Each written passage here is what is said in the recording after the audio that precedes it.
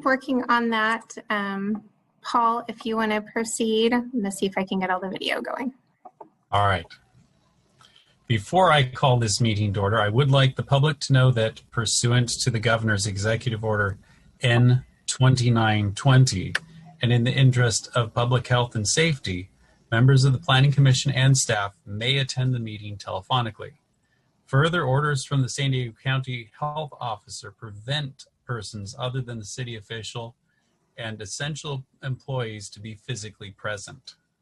The public may view this meeting, submit comments on an item on this agenda, or submit a public comment through the Zoom webinar meeting. Please click on the Q&A icon in the Zoom meeting screen, or in this case, we've got chat, correct? Yes. Please go ahead and click on the chat. To submit public comments. Public comments will be accepted until the conclusion of the public hearing on each item. Please make sure to include the item number or name in the comment. Comments will be limited to 300 words and will be entered into the official record. Public comments are being accepted now. Please submit your comments as soon as possible. You do not need to wait until an item is called to submit a comment. Comments will be read during the meeting. Commissioners, if you have a question or comment, please raise your hand and wait to be recognized by the chair. Only one person may speak at a time. All right, now I will call this meeting to order. Let's stand for flag salute and a moment of silence.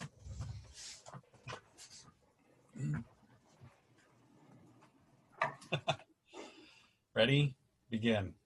I pledge allegiance to the flag of the United States of America and to the republic for which it stands, one nation, under God, indivisible, with liberty and justice for all. You may be seated. If I might interject for a moment, Ron, would you mind right-clicking on my name and making me a co-host again?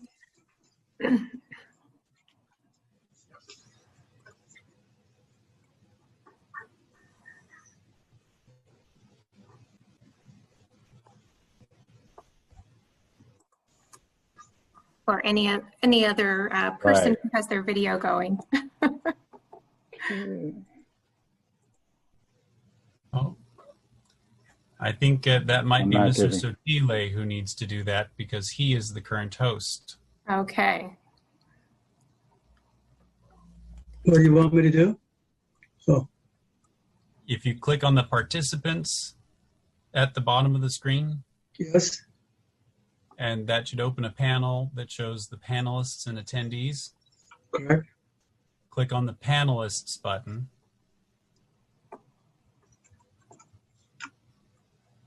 Oh, there it is. You see a list of all of us on screen. I do. You go down to Melissa Devine and hover over her name. There should be a More button. Okay, I see it.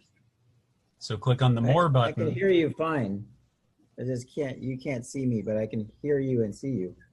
Okay, I'm on the More button, and then there's a drop list. Okay, there should be a name as host or co-host. Make host, oh, there it is. Okay, got it. Click on the Make Host. Yes, okay. Okay. Thank you so much. Okay. I've been in training as a Zoom moderator, so I'm getting practice on this stuff. You get a Zoom award. All right. May I have roll call, please? Paul Circle. Present. Anthony Sotile. Present. Darren Morose. Present. Humbert Cabrera. Present. Rebecca Pollock-Rude. Present. For the record, all commissioners are present. All right. Welcome to the Elkhorn Planning Commission meeting. Melissa, are you okay? Yes, Paul, if you wouldn't mind. Commissioner Pollock-Rude and Commissioner Cabrera, your video should be working now. If you want to click on the video icon next to your name or down below.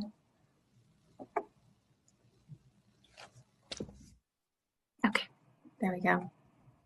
Got it. Okay, there. You. Hey. All right. Appeals of final decisions of the Planning Commission made this evening must be filed in writing with the city clerk before 5 p.m. Monday, October 19th, 2020, and must include the payment of a filing fee. Pursuant to City Council Resolution number 114-79, a commissioner has received evidence related to a matter before the Planning Commission other than an unescorted view of the subject property is required to disclose such information at the hearing. At this time, we will take comments from any member of the public on any item of business within the jurisdiction of the Commission that is not on the agenda. Under state law, no action can be taken on items brought forward under public comment, except to refer it to staff for administration or place it on a future agenda. This is the time for the public to address the Commission by submitting their comments by the chat function in Zoom.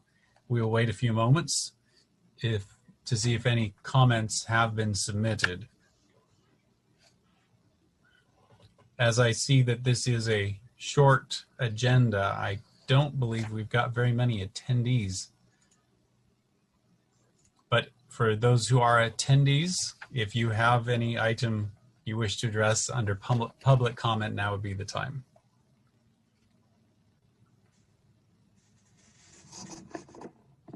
All right. We'll move on to the consent calendar. A single motion will cover all the items on the consent calendar. Does the Commission wish to pull a consent calendar item for discussion? No. Nope. All right. Does the staff wish to pull a consent calendar item for discussion? No, we do not. All right. Then all we need is a motion. I move to accept the consent calendar item. I'll All right. second that. All right. Motion made by Commissioner Sotile, seconded by Commissioner Cabrera. We'll do a roll call vote. Yes. Paul Circle, Yes. Anthony Sotila, Yes. Darren Morose, Yes. Humber Cabrera, Yes. Rebecca Pollock-Rude. Yes. This motion passes unanimously. Thank you. All right, we will move on to the first item under public hearings. The first item is public agenda item number 2. The project name is OPA, Greek Town Restaurant. I didn't say the exclamation point properly. OPA. The request is on sale spirits and liquor. It is CEQA exempt and staff is recommending approval. Staff?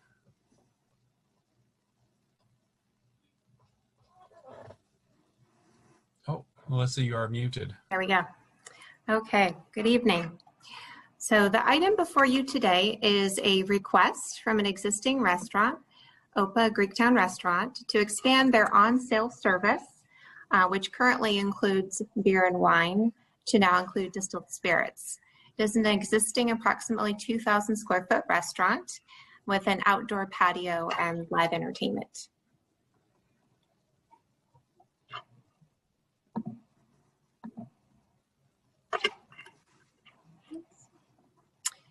The general plan designation for the site is general commercial, as is the zone, and it is within the downtown master plan within specific plan 182. And there is an existing conditional use permit that authorizes the on-sale beer and wine, the live entertainment, and the use of the outdoor patio for cooking and for dining. This is an aerial image of the site. It is located at 345 West Main Street, on the south side of Main Street between Van Houten and South Sunshine Avenues. It is the suite that is closest to West Main Street, and there is a patio that's between the building and West Main Street where the outdoor dining and the outdoor cooking is permitted. The establishment has had on-sale service through a conditional use permit since 2004. It was last amended in 2011 to add in some additional outdoor cooking and live entertainment. The alcohol service is in conjunction with food sales. This is a full service restaurant. And conditions of approval have been incorporated into the draft resolution that address responsible operation of the on-sale service, as well as to ensure that the employees do have responsible beverage service training. This is sort of a conceptual site plan of the site that shows the restaurant suite here on the north side at 345 West Main, and there's the outdoor patio. It is a shopping center that also contains other restaurants and businesses. So staff's recommendation is that the Planning Commission move to adopt the next resolutions in order, approving conditional use permit 2020-0005, which will amend the existing conditional use permit 1980 and will be subject to conditions of approval. The draft findings indicate that the on-sale service with food sales will ensure responsible operation, and that this will provide an enhancement of the dining options and service choices within the downtown area. So this concludes staff's presentation on this item. Thank you. Do any of my fellow planning commissioners have questions for staff before we open the public hearing? I just have a question. Any complaints in the past from the police or anything on their current wine and beer license? No issues. They've only had 7 calls for service over the past year, and none of those were related to alcohol service. Great, thank you. Any other questions from the commission? And I'll remind the public that are watching, if you have questions or comments, you can type those into chat while we are discussing, but we are, unless there's any further questions from the Planning Commission, we're about to open the public comment anyway. I don't see any. All right, let's go ahead and open the public hearing. Mr. Valles, do we have any comments submitted? There were no comments submitted by email before the meeting and nothing through chat. We do have 2 speakers, David Cutler and a person by the name of Doug, in the attendees. And I see that David Cutler has his hand up. So I can go ahead and unmute him if you're ready for that, Commissioner Serco. Absolutely. Okay. When you're unmuted, please go ahead and start by telling us your name and spell your last name, and then we're open for business. Okay. I guess that's me. Am I on being heard by all now? Yes, you are. Great. Hi, this is David Cutler. I'm the attorney for the applicant of the restaurant, and I appreciate all your time. And I just want to also commend Melissa. Just was very, very instrumental and helpful in guiding us through this. Just as a short comment, El Cajon has some much tougher requirements than the city of San Diego. I do quite a few of these, and you guys definitely put me to task on this one. So, but that's all well and good. But I thank you all for your time and consideration of this. So just here if there's any questions. I see everything has been approved. I'm here again if there's any questions for any or clarity you might need.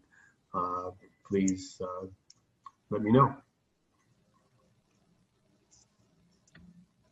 I don't have any questions. When I was reading over the request, I saw that the previous license was for beer and wine, and this is a request to add distilled spirits. Yes. Any particular ones in mind?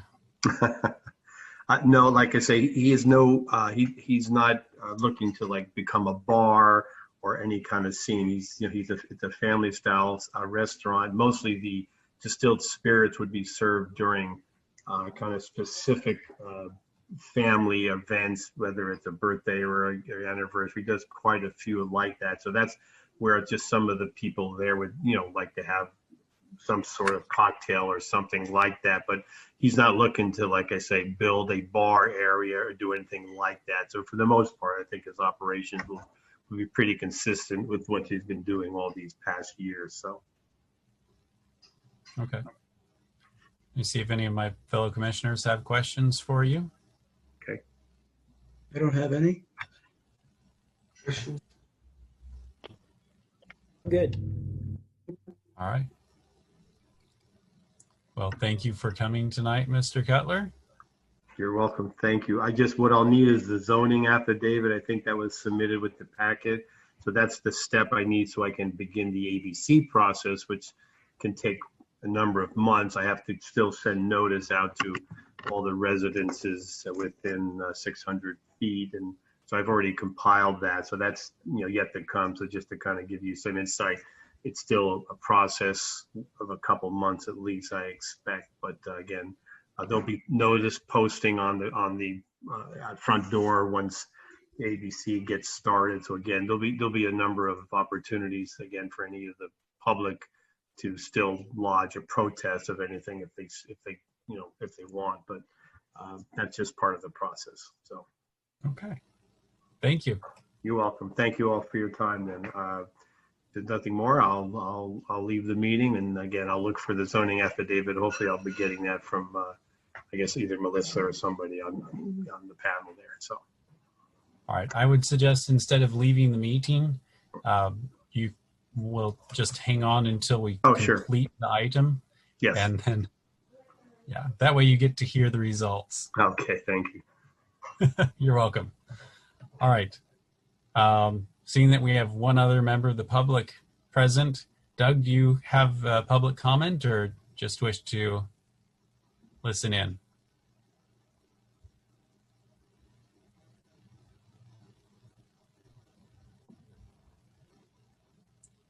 All right.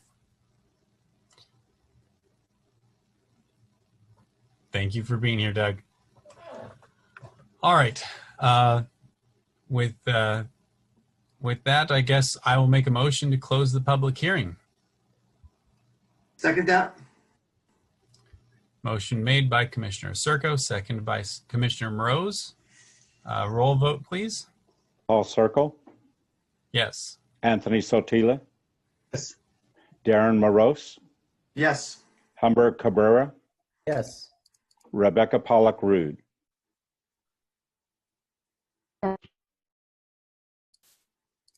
Rebecca Pollock-Rude. I said yes, sorry, can you hear me? Yes. For the record, all commissioners, this motion passes unanimously. All right. So the public hearing is closed. Any further items of business on this item? Any comments or peculiarities? It's got a clean record. It's got a good business going in El Cajon, and they're looking to expand. I think in light of the COVID environment, I think restaurants need the most help that they can get. I think that it's a plus for them, and hopefully more restaurants will be able to expand as time goes on. Yeah. All right. Would anyone like to make a motion? I'll make a motion.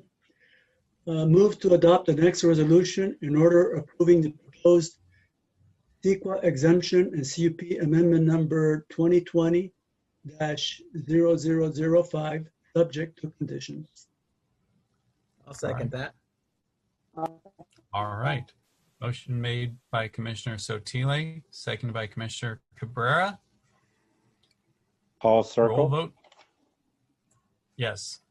Anthony Sotila, Darren Moroz, Yes. Humber Cabrera, Yes. Rebecca Pollock-Rude. Yes. This motion passes Can you unanimously. hear me? Yes. Yes, we hear you. All right.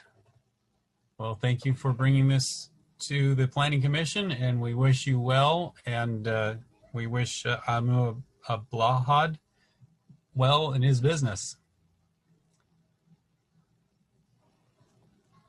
All right. Moving on. I don't see any other items for consideration at this point. Oh, I should mention this Planning Commission item does not go to the City Council. This is the final decision.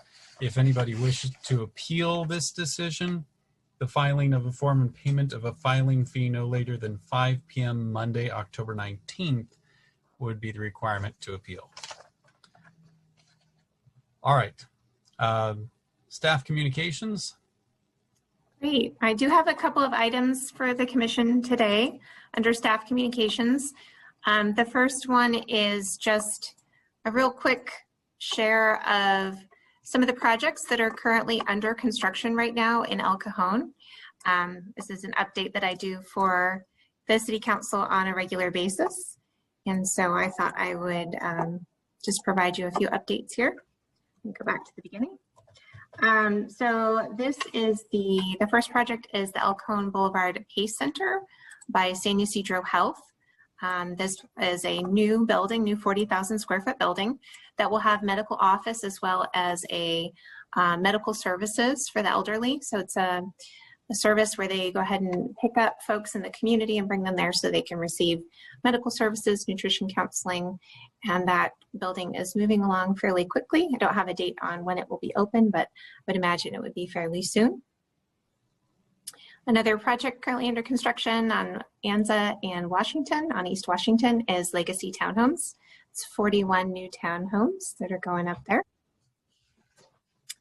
The Rocky Hill Point project, another out on East Washington, is 26 new townhomes, and they've been moving fairly quickly along with framing there. You can see them from Washington. And then another project, this one had just started going vertical, is at 235 East Lexington. It's called the Lexington Avenue Apartments. It's 10 new residential apartments right in our downtown. Now, this is a property that used to have an office on it that was sort of a nuisance, kind of attracted some transients and undesirable activity, and now it will be 10 new homes for families. And this project at 172 Wells is 4 new townhomes, so 2 duplexes. Should be completed fairly soon. And then another exciting project is the Mazda dealership at 572 North Johnson. That was excess vehicle parking for the Kia dealership across the street, and it will soon be home to the new 2-story, 19,000 square foot dealership that you all at the Planning Commission saw, I believe, last year. And then I know you often ask about the Main Street mixed use project. That building is down, it was demolished, and there is an active building permit. We have heard from the applicant that they are planning on installing the scaffolding soon along Magnolia in Maine to protect the right of way while they begin construction. I had a quick question on that one. Sure. When this project was approved, I thought we were keeping the shell of the original building. Have they changed their design plan? Obviously, they're not keeping the shell, but are they going to rebuild a look-alike shell? So they were going to keep a few of the exterior walls, and when they got into construction and design, they discovered that they needed to modify the side that faces Magnolia in order to accommodate the new transformer. So that wall needed to come down, and there was really not much left. And I think the wall that is adjacent to the building to the east wasn't in good shape. So it was determined it would just be best at that point to bring it down and start from scratch. So they are not obviously retaining any of the existing walls any longer, but it will still be the same style that you saw in the approval for that when that project came before you. So nothing is really changing except for the minor modification they had to make on Magnolia. Thank you. And then 2 recent applications that have been submitted. One is to convert what used to be a church at 470 North Mollison over near El Cajon Valley High School to a nonprofit center. So Neighborhood Health has purchased that and will be providing some community services out of that location. And the other is the Lexington Senior Apartments project at 250 East Lexington. This project was recently, the management of it was sold to a new company, and they are putting several $1 million worth of improvements into the property. A lot of it will be interior rehabilitation of the units, but they are going to do a small addition to it, and you'll see lots of site improvements, new landscaping, and things like that, which is it's right across from the library. So that kind of concludes what I had for project updates. Does anyone have any questions about development or projects right now in the city? I don't. No? Okay. So then the last update I wanted to provide, and I don't have a presentation for this, is just a verbal update on our work on the housing element, the environmental justice element, and the safety element. So I think at our last meeting, I had announced that we were going to be having some community meetings, and we've had a few of those now. We had 2 meetings in September. So we had 2 meetings at the end of August and 1 meeting at the end of September. And actually Commissioner Pollock-Rood was able to participate in one of those meetings with us. And we have been sharing information with community members as well as getting feedback on what priorities are for housing, as well as community improvements and neighborhood issues related to environmental justice. And so our plan right now is to work on some of the draft policy options and start drafting those elements and come back to the Planning Commission in the December meeting for a workshop. That will likely focus on our housing element and how we're going to meet our regional housing needs allocation through sites and what those sites will be and maybe some of the programs that will go along with that. So we should expect some draft elements here in the fall, and then we'll be moving forward to public hearings in the spring, so in the March and April timeframe. That's all I have. On the housing element, if a lot of it, is it just going to overlay? So for example, there's a lot of housing element that we did last time that may not have been built. Does that stuff just kind of carry through? Do you have to start from scratch? How does that work? So we have to basically identify sites all over again. So we can use some of the sites that were in the last housing element. And then after we adopted the housing element, we went and did the mixed use overlay, and we did the transit district plan, and we did those various projects that kind of increased how much housing could be built in the city. But there is some new expectations that the state has based on legislation that was passed last year. So anytime now that we use a site in our new housing element that was used in the last housing element, we have to provide additional justification for it. They don't want us to just keep using the same sites over and over again if there's not a chance that they'll be developed with housing. So we have to find some evidence, either a landlord who's maybe interested in, or a property owner who's interested in redeveloping, or maybe leases that are short-term and would allow for new housing to be added to the site. So we have to kind of bundle up that kind of evidence to go along with our sites. When you say justification, what is it? What is the state trying to do? So I understand. They don't want us just picking housing sites that are unlikely to be developed with housing. So they want us to find sites that have a likelihood of being developed with housing. And so if we used one in our last housing element and it didn't redevelop with housing in the last 8 years, they're saying that the burden of proof is now on the city to justify using that site again. Okay. So it makes it a little bit more difficult. It does. There's no developable, the land's gone. I mean, we've got that 8 acres or whatever off of East Main that's privately owned. Obviously, they want too much money for it to ever pencil out.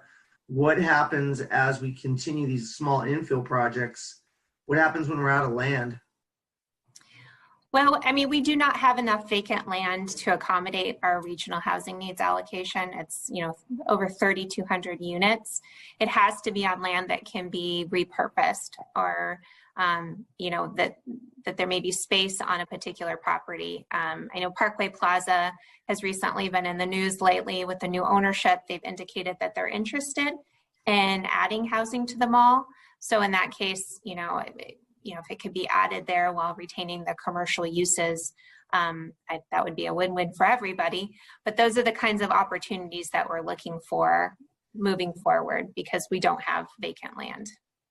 So I've seen like a ton of high density housing, obviously down in Mission Valley, that we've seen. Are they trying to get us to do that same type of development? Not necessarily. I mean, they definitely do want our lower income sites to be on multifamily zone properties that allow more than 30 dwelling units per acre. But that's really not a very high density. That's certainly nothing like they're building in Mission Valley. That's, you know, we keep talking about the 101 East Main Street project. That one is actually, if you calculate it out, it's about 60 dwelling units an acre. And it's not, you know, not a very tall building and not very large. So we can definitely do development that's compatible with El Cajon and what our goals are for the future development of the city within the density that they want us to have. Cool. Okay, thanks. I do have a question, Melissa. Yes. If you have a site that has not been developed by any developer, how would the city justify that the developer does not want to develop that particular site? I mean, what would be the justification? How would you, are you a mind reader, or are you supposed to be able to entice the developer to do what we want him to do? Or that is a good question, and I think everyone's been trying to wrap their head around how we justify develop, you know, whether a site will likely, you know, be likely to redevelop. I think it's more a way of the state making sure that we are doing everything that we can to promote and facilitate housing. So if there's something that the city can do further to help that, whether that's to help encourage lot consolidation so people can put properties together and, you know, get housing projects built. You know, I think it's still evolving. We're kind of the guinea pigs with this in San Diego. We're the first MPO out of the gate to try and tackle this issue of how do we justify using these sites. And so we're utilizing the services of a consultant, Veronica Tam and Associates, to help us with developing that justification. But I think it's likely going to involve things like talking to property owners. You know, are you interested in developing? You know, what's preventing you from adding housing to a site, or you know, looking at, are there regulations and things like that that we could change that would make it easier for people to build housing?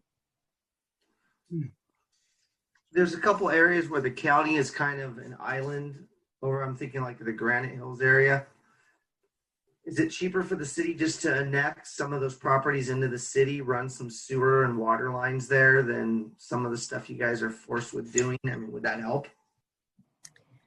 I don't know that that would necessarily help. It's fairly expensive to annex property and provide services. It rarely provides a cost benefit to the city to do so, especially on the east side of the city that's fairly rural. I would imagine it would stay rather low density residential. If, you know, we have some projects, I think, on the horizon that are reuse sites where they're taking former commercial property and potentially, you know, demolishing those improvements and building housing. And that's in the city where we have services, where we, you know, it's close to transit. So I think those are ideal situations. It's just whether or not that pencils out and the land value is there for a developer to do that. And I think that's been the challenge in El Cajon. Sure. Great. Thanks. Melissa, I didn't quite catch the audio. Who was the consulting firm, the associates they're helping you? Oh, Veronica Tam and Associates. Yeah. And are they on the development of the new housing element? Are they allowed to consider the accessory dwelling units within everybody's lot that is allowed? We are. We're allowed to count ADUs towards our RENA, and we can do that based on how many units we have been producing in the past and kind of create somewhat of a trend line, because the number of ADUs being built has been increasing over time. So we may be able to count maybe 40 dwelling units per year out of our ADUs that are being built, which is, I think, definitely great. It's a good option for new housing. Excellent. Great. So I think that's all I had in terms of staff communications. I do have one more, actually. Next week on Tuesday at the City Council Day meeting at 3 p.m., there will be a planning proclamation that Paul will be receiving on behalf of the Planning Commission and planners. But if you would like to tune in and listen into that, they will be reading that proclamation. And that's on Zoom, and you'll send out the Zoom link for that? It is on Zoom, yes, and we'll be sending out the link. Okay. Commissioner Circle will be on Zoom as well, or in person? On Zoom. Be on Zoom. Okay. Yeah. Very good. Zoom over to the chamber. Zoom over, yes. And then what about the shake hand? How you shake your hand like this? Okay. Oh, Well, good luck, Melissa. I know you've got a lot of stuff when it comes to the housing element that they're throwing at you. Probably every 6 months, some new law you got to pass or follow, or so. Good luck. Thank you. all right. Thank you very much for your reports. If any commissioners have any further comments or reports, this is the time. All right. Then I move that we adjourn. I'll second that. Motion made by Commissioner Circo, second by Commissioner Cabrera. Roll vote, please. Paul Circle, Yes. Anthony Sotile, Yes. Darren Morose, Yes. Humber Cabrera, Yes. Rebecca Pollock-Rude. Yes. This motion passes unanimously and the meeting is adjourned. All right, and we adjourn to October 20th at 7 p.m. unless we hear otherwise. Mr. Valles, you're number one, Padres? Yeah. Let's go. Let's go, Pods. See you guys. All right. Good evening, everyone. Good evening. All right, take care. Bye-bye. Bye-bye. Okay, have a good evening.